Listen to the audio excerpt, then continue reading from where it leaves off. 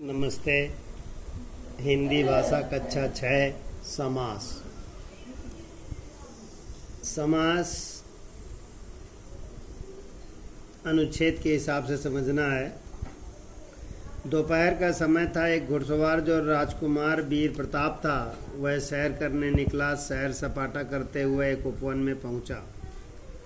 वहाँ माली पौधा का सिंचाई कर रहा था। माली ने राजकुमार को प्रणाम किया। राजकुमार बोला, काका कितने सुंदर नीलकमल हैं, लगता है दिन रात मेहनत करते हो। माली बोला, राजकुमार जी, यह उपवन रातों रात नहीं बना है। मेरे माता पिता इसके उपवन में काम करते थे।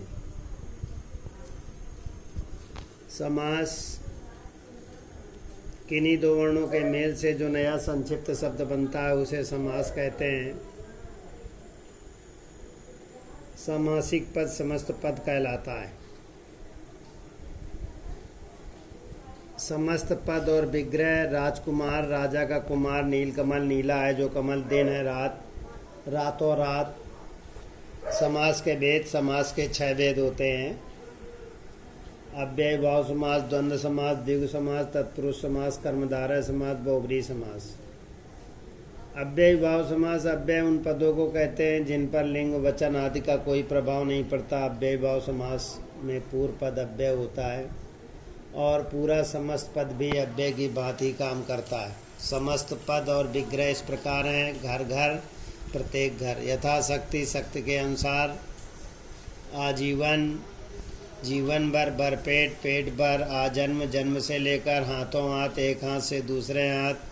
प्रतिदिन, प्रत्येक दिन। यथा संभव, जैसा संभव। द्वंद्व समास। द्वंद्व समास में दो पदों के बीच में और या अथवा का लोप होता है। समस्त पद और विग्रह। सुबह शाम, सुबह और शाम। भाई बहन, भाई और बहन। दो चार, दो और चार। देश विदेश, देश और विदेश। लेन देन, लेन या देन। भला बुरा, भला और बुरा। अपना पराया, अपना पराया। दाल भात, दाल और भात। सुख दुख। इस समास में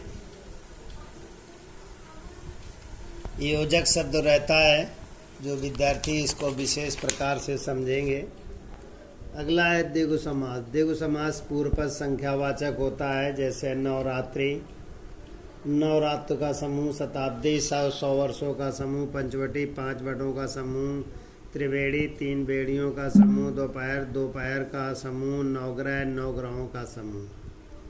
लेकिन इसमें यदि 10वीं संख्या आ जाती है, 1 से 9 तक में ही केवल द्विगु समास रहता है। अगर 10वीं संख्या आती है तो बहुब्रीहि समास में जाता है। तत्पुरुष समास। तत्पुरुष समास में 2 पदों के बीच में कारक चिन्ह का लोप होता है। भूकंप पीड़ित, भूकंप से पीड़ित। देशभक्ति, देश और भक्ति। गंगा जल, गंगा का जल। ध्यान मग्न, ध्यान में मग्न। वन गमन, वन को गमन। हस्त लिखित, हस्त द्वारा लिखित। गृह प्रवेश, गृह में प्रवेश। पुस्तकालय, पुस्तकों के लिए। ये सब तत्पुरुष समास के उदाहरण थे। कर्मधारय समास। कर्मधारय समास में पहला पद विशेषण होता है, दूसरा पद विशेष होता है, उसे कर्मधारय समास कहते हैं। जैसे चंद्रमुख, चंद्रमा के समान मुख। नील कमल, नीला है जो कमल। महात्मा, महान है जो आत्मा। नीलांबर, नीला है जो अंबर। कमल नयन, कमल के समान आँखों वाला। नव मूर्ति, नम्र है मूर्ति। बहुब्रीहि समास। बहुब्रीहि समास में पूर्व पद और उत्तर पद दोनों मिलकर किसी अन्य पदों के बारे में बताता है, इसलिए बहुब्रीहि समास को अन्य प्रधान पद कहते हैं। जैसे पीताम्बर, पीला है अंबर जिसका। श्री कृष्ण गिरिधर, गिरि को, पर्वत को धारण करने वाले श्री कृष्ण। लंबोदर, लंबा है उदर जिनका गणेश जी। और चतुर्मुख, 4 हैं मुख जिनके ब्रह्मा जी। नीलकंठ, नीला है कंठ शिव जी। दशानन, 10 हैं मुख जिसके रावण। अब इस तरीके से प्रश्न संख्या 21 में दिए गए समस्त पदों का विग्रह करना है। सुख दुख। सुख और दुख समास का नाम है। द्वंद्व समास, पंचवटी।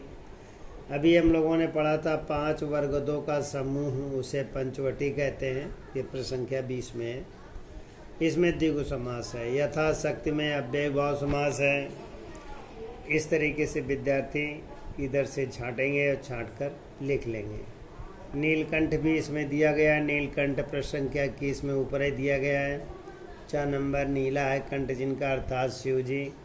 शिव जी से बहुब्रीहि समास है।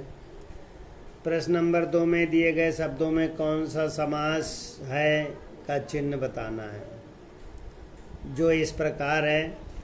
गिरिधर, गिर को धारण करने वाले, इसमें सब बहुब्री में निशान लगा दीजिए। इसी तरह आजीवन, देश विदेश, चंद्रमुख, त्रिवेणी, इन सब समासों का विद्यार्थी लिखेंगे याद।